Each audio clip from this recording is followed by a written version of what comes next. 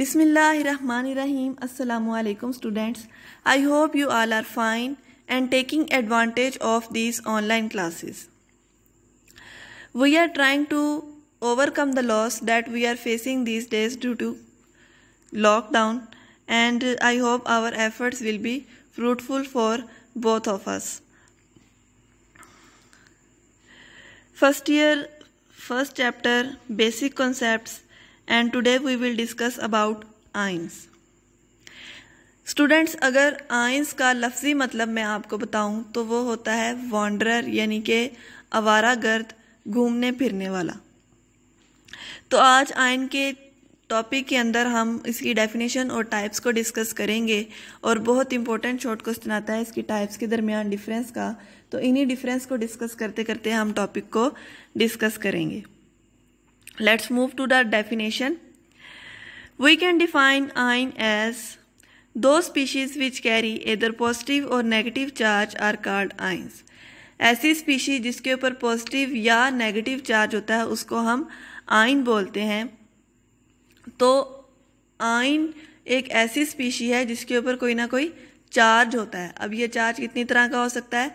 दो तरह का हो सकता है, पॉजिटिव या नेगेटिव. मीन्स कि अगर किसी के ऊपर पॉजिटिव चार्ज है तो भी वो आइन है, नेगेटिव चार्ज है तो भी वो आइन है. For example Na+1 Mg2+, Cl negative, O2 negative, ये सारे के सारे आइंस हैं. तो डेफिनेशन के अंदर मैंने दो तरह की चार्जेस की बात की. तो इसी तरह जब चार्जेस दो तरह के हैं तो इस चार्ज की बेस पर आइंस की दो टाइप्स हैं. या तो ये होते हैं पॉजिटिव, मीन्स कि अगर उन पर पॉजिटिव चार्ज है तो वो क्या होंगे? Positive ion. या फिर ये होते हैं नेगेटिव, अगर उन पर नेगेटिव चार्ज है तो वो क्या होंगे? नेगेटिव आइन होंगे. तो पॉजिटिव और नेगेटिव आइन का डिफरेंस बहुत इंपॉर्टेंट है, और इन्हीं को डिस्कस करते हुए हम पूरा टॉपिक डिस्कस करेंगे. तो इनके दरमियान डिफरेंस डिस्कस करने से पहले आपको वर्ड एटम के बारे में अच्छे से पता होना चाहिए. तो हमने पिछले लेक्चर्स के अंदर भी एटम को अच्छे से डिस्कस किया था कि एटम एक ऐसी स्पीशी होती है जिसके बारे में हमने ये पढ़ा था कि इसके अंदर एटॉमिक पार्टिकल्स और सब एटॉमिक पार्टिकल्स इसके अंदर पाए जाते हैं, और उनकी बेस पर उनकी डिफरेंट लोकेशन होती है एटम के अंदर. ये सारी चीज़ें हमने इसके अंदर डिस्कस की थी. तो आयन के टॉपिक को समझने के लिए आपने जो दो बातें याद रखनी है वो ये हैं कि एक एटम के अंदर जितने प्रोटॉन होते हैं उतने ही उसके अंदर इलेक्ट्रॉन होते हैं. Means number of proton is equal to number of electron. एक एटम के अंदर जितने प्रोटॉन होते हैं उतने ही इलेक्ट्रॉन होते हैं. इस बात का ये मतलब है कि उसके अंदर जितने पॉजिटिव चार्ज होते हैं उतने ही नेगेटिव चार्ज होते हैं. इसका मतलब क्या है? एटम क्या होता है? न्यूट्रल, क्योंकि उसके अंदर पॉजिटिव और नेगेटिव चार्जेस बराबर होते हैं. अब एटम से आइंस बनते हैं. एटम से आइंस कैसे बनेंगे? जब उसके ऊपर कोई ना कोई चार्ज आएगा. अब एटम के ऊपर तो कोई चार्ज नहीं होता, तो उसके ऊपर चार्ज कैसे आएगा? उसके ऊपर बेटा चार्ज आता है by the loss and gain of electron की बेस पर. और लॉस और गेन दो पॉसिबिलिटीज़ हैं, इसलिए दो ही टाइप्स हैं आइंस की, पॉजिटिव आइन और नेगेटिव आइन. तो ये दो टाइप्स किस तरीके से हैं? अगर हम एटम में से लॉस ऑफ वन और मोर इलेक्ट्रॉन करवाएं, मीन्स एक एटम में से हम एक या एक से ज़्यादा इलेक्ट्रॉन को रिमूव करवा दें तो क्या होता है? अब इलेक्ट्रॉन हमने रिमूव करवाया तो नंबर ऑफ प्रोटॉन ज़्यादा हो जाते हैं. ठीक है, न्यूट्रल एटम के अंदर क्या था? नंबर ऑफ प्रोटॉन और नंबर ऑफ इलेक्ट्रॉन बराबर थे ना.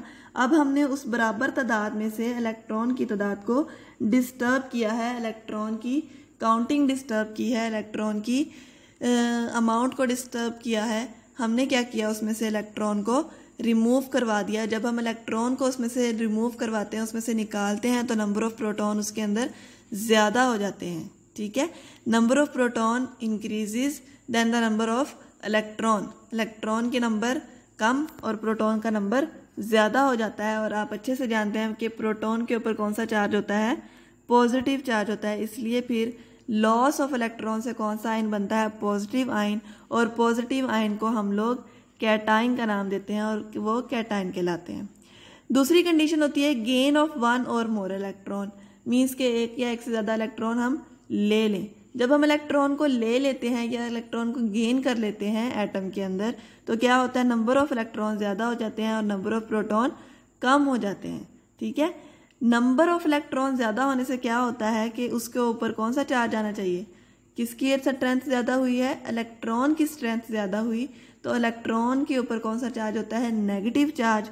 इसलिए इससे गेन ऑफ इलेक्ट्रॉन से कौन सा आयन बनेगा, एन आयन बनेगा, और उसको हम क्या नेगेटिव आयन बनेगा, और नेगेटिव आयन को हम बोलते हैं एन आयन। इस तरीके से आयन दो तरह का होता है, कैटाइन एंड एनाइन। नेक्स्ट हम कैटाइन और एनाइन के दरमियान में डिफरेंस को डिस्कस करेंगे कि कैटाइन और एनाइन के दरमियान में क्या डिफरेंस है। वही बात है कि पॉजिटिव और नेगेटिव आयन के दरमियान में क्या डिफरेंस है। ठीक है, अब लास्ट क्लासेस के अंदर आप लोगों ने ये पढ़ा था ऑक्सीडेशन और रिडक्शन के बारे में। ऑक्सीडेशन और रिडक्शन हमने 10th क्लास में डिस्कस किया था। वहाँ हमने ये बात डिस्कस की थी कि ऑक्सीडेशन की डिफरेंट बेसिस के ऊपर डेफिनेशंस होती हैं, और एक गेन और लॉस ऑफ इलेक्ट्रॉन की बेस पर जो ऑक्सीडेशन की डेफिनेशन थी वही हम कैटाइन और एनाइन के लिए डिस्कस करते हैं। आपको अच्छे से पता है कि लॉस ऑफ इलेक्ट्रॉन को हम ऑक्सीडेशन कहते हैं और गेन ऑफ इलेक्ट्रॉन को हम रिडक्शन कहते हैं। तो कैटाइन हमारे पास कैसे बन रहा था, bye the loss of electron. तो हम यूँ कह सकते हैं formation of cation is oxidation. Cation का बनना ऑक्सीडेशन प्रोसेस है, क्योंकि कैटाइन कैसे बन रहा है, by the loss of electron. For example, if we have a atom A and it is losing an electron, so it will get positive charge, and loss of electron is oxidation। यानी कि अगर हम उसमें से एक electron को remove करवाते हैं तो उसके ऊपर पॉजिटिव चार्ज आ जाता है। तो यहाँ पर क्या हुआ है, लॉस ऑफ इलेक्ट्रॉन, और लॉस ऑफ इलेक्ट्रॉन ऑक्सीडेशन है। So we can say formation of cation is oxidation. जबकि इसके ऑपोजिट है एनाइन के अंदर, formation of anion is reduction, and you all know that gain of electron is called reduction. जब electron gain किया जाता है तो उसको हम रिडक्शन बोलते हैं। और एनाइन कैसे बनता है, by the gain of electron anion बनता है। ठीक है, तो for example we have an atom B and it is gaining electron, so it will get negative charge. Sorry, यहाँ पर मेंशन नहीं हो पाया, बी के ऊपर नेगेटिव आना है। तो जब कोई भी एटम इलेक्ट्रॉन को गेन करता है तो उसके ऊपर नेगेटिव चार्ज आ जाता है, और ये कैसे आता है, by the gain of electron, और गेन ऑफ इलेक्ट्रॉन रिडक्शन कहलाती है। सो formation of anion is reduction. Next point है हमारे पास। नेक्स्ट पॉइंट को डिस्कस करने से पहले मैं आपको कुछ एनिमेशंस यहाँ पर दिखाऊंगी, लेकिन एनिमेशंस दिखाने से पहले मैं आपको बता देती हूँ कि उन एनिमेशंस के अंदर हमने डिस्कस क्या करना है। बेटा, जब कैटाइन और एनाइन एटम से बनते हैं तो उसके साइज पर भी असर होता है। ठीक है, वही चीज़ हमने डिस्कस करनी है कि क्या जब कैटाइन एटम से बनता है तो उसका साइज बढ़ता है या कम होता है। होता यह है कि एटम से जब कैटाइन बनता है तो उसका साइज कम हो जाता है, जबकि जब एनाइन बनता है तो उसका साइज ज़्यादा हो जाता है। कैसे ज़्यादा हो जाता है ये हम डिस्कस करते हैं। देखिए, ये हमारे पास एक सोडियम का एटम है। आप देखिए इसके अंदर 11 प्रोटॉन है और 11 ही इसके अंदर इलेक्ट्रॉन है। सबसे पहले तो हम ये देखते हैं कि एटम से आयन कैसे बनता है। ठीक है, इसमें 11 प्रोटॉन है और 11 इलेक्ट्रॉन है। तो हम 11 वाला इलेक्ट्रॉन इसमें से रिमूव करवाते हैं तो इसके अंदर अब 11 प्रोटॉन होते हैं और 10 इलेक्ट्रॉन होते हैं। ठीक है, 10 इलेक्ट्रॉन है, 11 प्रोटॉन है, एक प्रोटॉन ज़्यादा होने की वजह से उस पर आ जाता है पॉजिटिव 1 चार्ज। ठीक है, क्योंकि इसके अंदर 1 + 1 ज़्यादा है। ठीक है, इसी तरह हमारे पास मैग्नीशियम है। मैग्नीशियम के अंदर 12 proton 12 electron. Outer most shell के अंदर 2 इलेक्ट्रॉन है। अगर हम इन 2 इलेक्ट्रॉन को लॉस करवाते हैं, वैसे तो इसके अंदर 12 प्रोटॉन है और 12 इलेक्ट्रॉन है, तो इन 2 इलेक्ट्रॉन को लॉस करवाने पर क्या होता है, इसके अंदर 10 इलेक्ट्रॉन रह जाते हैं और 12 प्रोटॉन रह जाते हैं। तो 2 प्रोटॉन ज़्यादा होने से इसके ऊपर +2 चार्ज आ जाएगा। ठीक है, तो इस तरीके से मैग्नीशियम पर +2 चार्ज आ जाता है हमारे पास। सोडियम पर कितना चार्ज आया था, +1, क्योंकि उसके अंदर 1 इलेक्ट्रॉन ज़्यादा था। और मैग्नीशियम पर क्या चार्ज है, +2, क्योंकि इसके अंदर 2 प्रोटॉन ज़्यादा हैं। इसी तरह एल्यूमिनियम के से हम +3 बना सकते हैं। सेम नेक्स्ट एग्जांपल है क्लोरीन की। क्लोरीन के अंदर आउटर मोस्ट शेल के अंदर 7 इलेक्ट्रॉन है। ठीक है, वैसे इसके अंदर टोटल 17 प्रोटॉन है, 17 इलेक्ट्रॉन है। आउटर मोस्ट शेल के अंदर होते हैं 7 इलेक्ट्रॉन्स। तो ये एक इलेक्ट्रॉन को गेन कर सकता है। अकॉर्डिंग टू ऑक्टेट रूल इसने एक इलेक्ट्रॉन को गेन करना है। गेन करने से इसका ऑक्टेट रूल कंप्लीट हो जाता है। अब इसके अंदर 17 प्रोटॉन है और 18 इलेक्ट्रॉन है। मीन्स कि इसके पास एक इलेक्ट्रॉन ज़्यादा हुआ तो इसकी वजह से इस पर क्या आ जाता है, -1 चार्ज आ जाता है। सेम इसी तरह ऑक्सीजन की एग्जांपल है, 8 इलेक्ट्रॉन 8 प्रोटॉन। लेकिन अगर ये 2 इलेक्ट्रॉन्स को गेन कर ले, ठीक है, 2 इलेक्ट्रॉन को गेन करने से इसके पास 2 इलेक्ट्रॉन ज़्यादा आ जाते हैं तो इसके ऊपर 2 नेगेटिव चार्ज आ जाते हैं। ऐसे बनते हैं एटम से आयंस। समझ आई। नेक्स्ट अगर हम इनके साइज़ की बात करें तो जब इलेक्ट्रॉन ऐड होते हैं या रिमूव होते हैं तो उसके साइज़ के ऊपर काफ़ी असर पड़ता है। जैसे मैंने आपको पहले बताया कि जो कैटाइन है, कैटाइन का साइज़ कम हो जाता है और जो एनाइन है, एनाइन का साइज़ ज़्यादा हो जाता है। क्योंकि आपने देखा जब सोडियम के पास, सोडियम जब एटम की शक्ल में था, तो अगर हम इसके साइज़ की बात करें तो इसका जो साइज़ होता है वो होता है 186 पाइकोमीटर। 186 पाइकोमीटर इसका साइज़ होता है। लेकिन जब वो इलेक्ट्रॉन को लॉस करने के बाद आयन में चेंज होता है, उसके ऊपर पॉजिटिव चार्ज होता है, तो उसका साइज़ बहुत कम हो जाता है। उसकी रीज़न यह है कि जब हमने एटम, सोडियम एटम की बात की थी तो उसके अंदर 3 शेल्स थे और लास्ट वाले शेल के अंदर 1 इलेक्ट्रॉन था और उस 1 इलेक्ट्रॉन को लॉस जब करवाया गया तो उसके अंदर से 1 शेल कम हो गया और जो कैटाइन हमारे पास आया उसके अंदर 2 शेल थे सिर्फ। पूरे का पूरा 1 शेल उसमें कम हो गया। ठीक है, एक रीज़न तो ये है। दूसरी रीज़न ये है कि जब एटम इलेक्ट्रॉन को लॉस कर देता है तो पॉजिटिव और नेगेटिव आयन के दरमियान में इम्बैलेंस आ जाता है। ठीक है, जब पॉजिटिव और नेगेटिव आयन के दरमियान में इम्बैलेंस आता है तो इलेक्ट्रॉन की जो होती है, सॉरी, प्रोटॉन जो है इसके अंदर, जिसके ऊपर पॉजिटिव चार्ज है, न्यूक्लियस के ऊपर पॉजिटिव चार्ज है, उसकी बाकी इलेक्ट्रॉन्स के ऊपर फोर्स ज़्यादा हो जाती है और वो बाकी इलेक्ट्रॉन्स को ज़्यादा सख्ती से अपनी तरफ खींचते हैं। तो इलेक्ट्रॉनिक जो शेल्स हैं वो न्यूक्लियस की तरफ खींचते हैं और एटम का साइज़ ओवरऑल कम होकर 95 पाइकोमीटर तक रिड्यूस हो जाता है।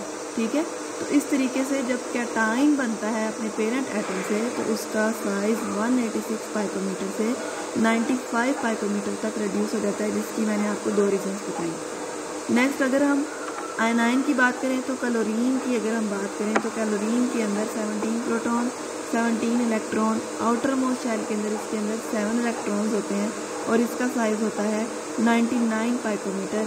और 7 इलेक्ट्रॉन्स को स्टेबल करने के लिए ये 1 इलेक्ट्रॉन को गेन करके अपना साइज़ बड़ा करता है। ठीक है, और साइज़ बड़ा होने के बाद 181 पाइकोमीटर पर चला जाता है।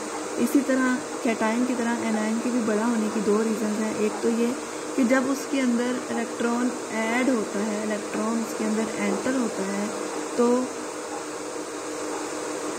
जो न्यूक्लियस, जब इलेक्ट्रॉन उसके अंदर एंटर हुआ ना, तो अब इलेक्ट्रॉन की तादाद ज़्यादा हो गई, प्रोटॉन की तादाद कम हो गई। इलेक्ट्रॉन का होल्ड थोड़ा ज़्यादा हो जाता है तो वो अपने आप को थोड़ा फैला लेते हैं। क्योंकि इलेक्ट्रॉन का होल्ड ज़्यादा हो गया तो वो न्यूक्लियस के होल्ड से थोड़ा कम होल्ड से निकलते हैं तो अपने आप को फैला लेते हैं, तो इस वजह से एटम का साइज़ ज़्यादा हो जाता है। दूसरी रीज़न ये है कि इलेक्ट्रॉन के ऊपर नेगेटिव चार्ज, और जब वो नेक्स्ट शेल के अंदर एंटर हो रही है तो उस शेल के अंदर और नेगेटिव चार्जेस पहले से मौजूद है, तो वो नेगेटिव और नेगेटिव एक दूसरे को रिपेल करते हैं, तो उसकी वजह से उसका शेल बढ़ जाता है, उसका शेल बड़ा हो जाता है। ठीक है, तो इस तरीके से ये बात है कि कैटाइन जो हैं जब वो एटम से बनते हैं तो उनका साइज़ पेरेंट एटम से कम होता है और जो एनाइन है उनका साइज़ पेरेंट एटम से ज़्यादा होता है। ठीक है, तो अब तक हमने 2 पॉइंट्स डिस्कस किए हैं कैटाइन और एनाइन की डिफरेंस के, कि फॉर्मेशन ऑफ कैटाइन जो सी होती है वो ऑक्सीडेशन होती है और फॉर्मेशन जो एनाइन होती है वो रिडक्शन होती है। उसके बाद जो कैटाइन बनता है उसका साइज़ स्मॉल होता है पेरेंट एटम से और जो एनाइन बनता है उसका साइज़ ज़्यादा होता है पेरेंट एटम से। ओके, नेक्स्ट है, अब जब हम लोग ने ये डिस्कस किया कि कैटाइन में से हमने इलेक्ट्रॉन को लूज़ करवाना है, इलेक्ट्रॉन को उसमें से रिमूव करवाना है, तो इलेक्ट्रॉन को उसमें से रिमूव करवाने के लिए हमें क्या करना होगा, जो न्यूक्लियस का इलेक्ट्रॉन पर होल्ड है उसको ख़त्म करना होगा। और उसको ख़त्म करने के लिए हमें क्या चाहिए, एनर्जी, यानी कि हमें एनर्जी यूज़ करनी है। ठीक है, तो ऐसा प्रोसेस जिसके अंदर एनर्जी यूज़ की जाती है उसको हम एंडोथर्मिक प्रोसेस बोलते हैं, तो हम यूँ कह सकते हैं formation of cation is endothermic process, ठीक है। जबकि एनाइन के अंदर बिल्कुल इसकी ऑपोजिट कंडीशन नहीं है। एनाइन के अंदर ये है कि जब हम यूनी नेगेटिव आयन की बात करते हैं, यानी कि सिर्फ ऐसा आयन जिसके ऊपर एक नेगेटिव चार्ज है, तब उसके ऊपर आता है, तब वो होता है एक्सोथर्मिक प्रोसेस, यानी कि उसमें से एनर्जी रिलीज होती है क्योंकि इलेक्ट्रॉन एंटर हो रहा है। जब इलेक्ट्रॉन एंटर होता है तो वो न्यूक्लियस के होल्ड के अंदर आ जाता है, ठीक है, एटम के न्यूक्लियस के होल्ड के अंदर आ जाता है, जबकि उस इलेक्ट्रॉन के पास अपनी जो एनर्जी थी ना वो सारी की सारी लॉस हो जाती है, तो उसमें से एनर्जी निकलती है और इलेक्ट्रॉन ऐड हो जाता है, तो वो एक एक्सोथर्मिक प्रोसेस है। लेकिन ये सिर्फ यूनी नेगेटिव के केस में है, जब उसमें सिर्फ एक इलेक्ट्रॉन एंटर हो रहा है, ठीक है।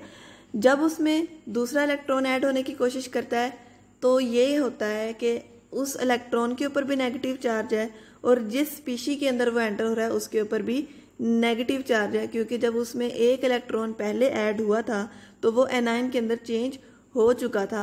एनाइन के अंदर चेंज होने का मतलब यह है कि उसके ऊपर पहले से नेगेटिव चार्ज आ गया है, तो वो नेगेटिव रिपल्शन होती है और उस रिपल्शन को ओवरकम करने के लिए एनर्जी को यूज़ किया जाता है।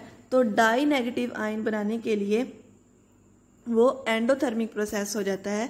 तो हम यूँ कह सकते हैं कि formation of uni negative ion is exothermic process while the formation of di negative ion is endothermic process. Okay, तो इस तरीके से कैटाइन और एनाइन एक दूसरे से in the use of energy भी एक दूसरे से डिफरेंट है, ठीक है। तो अब तक हमने 3 डिफरेंस पढ़े। एक तो हमने ये डिफरेंस पढ़ा कि फॉर्मेशन ऑफ कैटाइन ऑक्सीडेशन है, एनाइन रिडक्शन है। कैटाइन पेरेंट एटम से स्मॉलर होते हैं, एनाइन पेरेंट एटम से लार्जर होते हैं। कैटाइन जो से हैं वो अपनी फॉर्मेशन के दौरान एंडोथर्मिक प्रोसेस को फॉलो करते हैं, जबकि एनाइन सिर्फ यूनी नेगेटिव के लिए एक्सोथर्मिक होते हैं, उसके बाद वो एंडोथर्मिक होते हैं। नेक्स्ट है हमारे पास पीरियोडिक टेबल के अंदर मोस्टली जो मेटल्स होती हैं वो ज़्यादातर इलेक्ट्रोपॉजिटिव होती हैं, इजीली इलेक्ट्रॉन दे सकती हैं, तो वो कैटाइन बनाती हैं, ठीक है। मतलब ज़्यादातर जो मेटल्स पाई जाती हैं पीरियोडिक टेबल के अंदर वो कैटाइन बनाती हैं, जबकि एनाइन कौन बनाते हैं, नॉन मेटल बनाते हैं, क्योंकि नॉन मेटल ज़्यादातर इलेक्ट्रोनेगेटिव होती हैं और इनकी इलेक्ट्रॉन एफिनिटी ज़्यादा होती है और ये इलेक्ट्रॉन को गेन अच्छे से करती हैं, ठीक है। तो ये ज़्यादातर एनाइन बनाती हैं, ठीक है। मेटल्स क्या बनाती हैं, कैटाइन, और नॉन मेटल्स क्या बनाती हैं, एनाइन। नेक्स्ट है, अब हमने जब इसकी एग्जांपल डिस्कस की थी तब हमने देखा किसी के ऊपर +1 चार्ज था, किसी के ऊपर +2। अब ये 1, 2, 3 प्लस और नेगेटिव कैसे आता है ये तो आपको पता चल गया। प्लस तब आएगा जब लॉस ऑफ इलेक्ट्रॉन होगा, नेगेटिव तब आएगा जब गेन ऑफ इलेक्ट्रॉन होगा। अब 1, 2, 3 यानी कि नंबर ऑफ चार्ज कैसे आएगा।